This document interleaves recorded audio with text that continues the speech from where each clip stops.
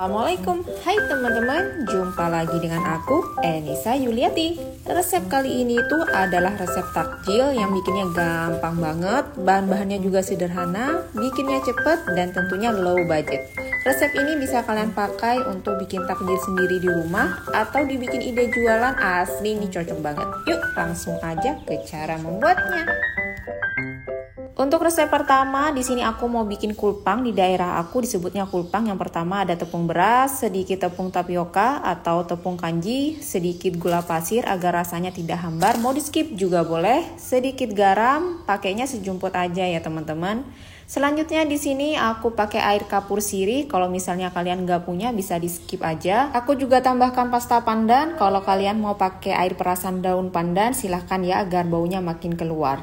Bahan-bahan kering udah di atas wajan dan sekarang tambahkan air. Kita aduk sebelum kita masak di atas kompor. Diaduk sampai nggak ada yang menggumpal untuk si tepung-tepungnya. Kalau dirasa udah nggak ada yang menggumpal, selanjutnya kita tambahkan santan instan bungkus yang kecil kira-kira 65 ml. Nah agar aroma pandannya makin keluar, aku tambahkan pula 1 lembar daun pandan ikat simpul. Jangan lupa dicuci bersih dulu sebelumnya. Sekarang kalau bahan-bahan pembuatan kulpang aku sebutnya udah lengkap. Tinggal kita pindahkan ke atas kompor dengan api sedang cenderung kecil. Kita masak sampai berbentuk menjadi adonan yang menggumpal. Kalau udah kayak gini, kayak di video, lanjut masak sampai kandungan airnya bener-bener udah hilang agar tidak terlalu lembek. Karena masih mau aku bungkus dengan daun pisang. Untuk daun pisangnya aku panggang langsung menyentuh api sampai keluar minyak dari daun pisangnya sendiri. Setengah kelapa parut aku tambahkan sedikit garam, ini untuk topping agar makin gurih. Diaduk dan aku pindahkan untuk bungkus menggunakan daun pisang. Oh iya, jangan lupa diberi daun pandan agar makin wangi aroma pandan. Boleh diberi 1 lembar aja. Ini aku lupa nggak ke video saat meletakkan daun pandan di dalamnya. Bungkus dengan daun pisang, bungkus dengan cara digulung agar makin rapat ya, agar tidak robek juga. Kalau daun pisangnya udah dipanggang di atas api kayak gini jadinya lentur banget dan daun pisang ini juga tidak mudah robek. Itu tipsnya ya teman-teman, bisa kalian pakai juga.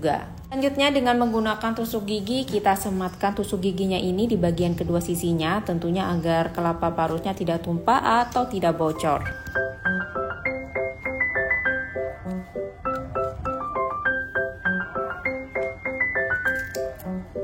Selanjutnya kita kembali ke adonan kulpang tadi. Ini untuk kulpangnya juga udah dingin ya. Mau aku bungkus juga dengan daun pisang. Untuk membungkus kue kulpang ini sama aja. Tinggal kita tekan-tekan dan bentuk memanjang kayak lontong. Keadaan adonan kue kulpang harus dingin ya teman-teman, agar tidak panas saat kita pegang dan sentuh dan kita bentuk kayak gini. Kalau udah berbentuk menyerupai lontong kayak gini, sekarang kita bungkus. Sama halnya dengan membungkus kelapa parut yang tadi. Gulung membungkus daun pisang sampai benar-benar rapat agar membentuk lontongnya bagus. Kalau udah digulung si daun pisangnya, kita sematkan juga tusuk gigi di antara kedua sisinya. Saat menyematkan tusuk gigi, pastikan ujung-ujung adonannya kue kulpang padat ya. Sedikit cerita ya teman-teman, karena rumah aku masih di perkampungan, masih tergolong dalam perumahan perkampungan, jadi mudah banget untuk mendapatkan daun pisangnya. Kalau di daerah kalian gimana?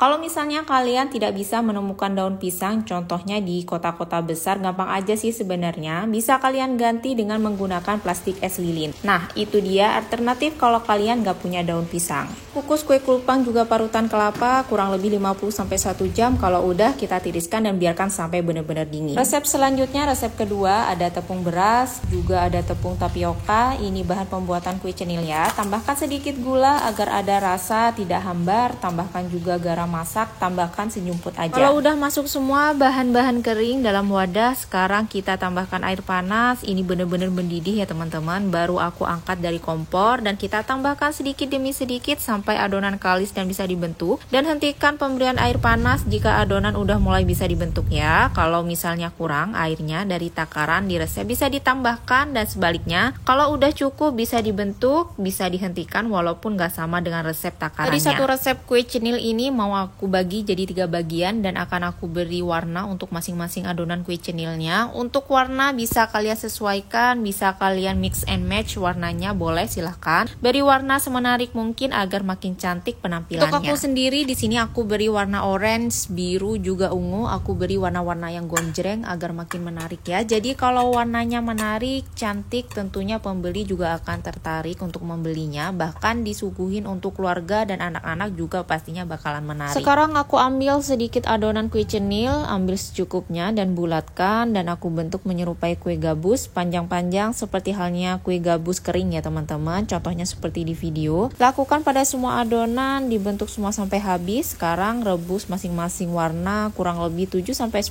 menit aja. Oh ya, untuk rebusan air kue cenil ini aku beri daun pandan agar wanginya makin keluar. Selesai direbus, lalu tiriskan sampai dingin semua untuk masing-masing adonan karena warnanya juga beda-beda. Sekarang aku mau bikin sirup gula merah, ada gula pasir, tambahkan juga gula jawa, juga sedikit air untuk melelehkan si gula pasir juga gula jawanya. Kita masak sampai airnya sedikit menyusut. Dan jangan lupa tambahkan 1 lembar daun pandan agar makin keluar bau pandannya. Jadi aku mau bikin sirup gula jawa yang sedikit kental, hampir menyerupai karamel tapi tidak sepadat atau sekental karamel. Contohnya seperti di video, kalau gelembungnya makin intens dan sirupnya juga udah mulai kental, bisa kita angkat dan kita dinginkan. Nah, jadinya seperti ini kue kulpang kalau udah dingin. Tunggu sampai benar-benar dingin agar kue kulpangnya padat ya. Kuenya udah mulai dingin, udah mulai padat. Kalau udah dibuka dari pembungkus daun pisang, sekarang mau aku potong-potong. Pisaunya juga udah aku lapisi dengan plastik kayak di video. Kalau pisau udah diplastikin kayak gini, jadinya motongnya bakalan bagus hasilnya dan juga nggak lengket kue kulpang pada pisau. Cenilnya juga udah mulai dingin. Yuk, sekarang kita letakkan di atas piring. Kita tata secantik mungkin agar menarik karena udah warna-warni juga. Selanjutnya mau aku taburi si kelapa parut di atas kue cenil dan kulpang. Selanjutnya mau aku taburi si kelapa parutnya tadi di atas kue cenil dan juga kulpang. Diratakan di seluruh permukaan kue dan diberi di atasnya dengan karamel atau sirup gula jawa. Kalau udah dingin, sirup gula jawa bakalan kelihatan elastis kayak gulali, tapi ini versi cairnya ya. Kulpangnya lembut banget, kenyal. Kue cenilnya juga kenyal banget, gak keras. Gurihnya parutan kelapa dicampur dengan manisnya sirup gula jawa cocok banget dijadikan menu takjil kalian. Bikinnya juga mudah, bahannya sederhana. Jangan lupa dukung terus YouTube channel Enisa Yuliati. Bye bye.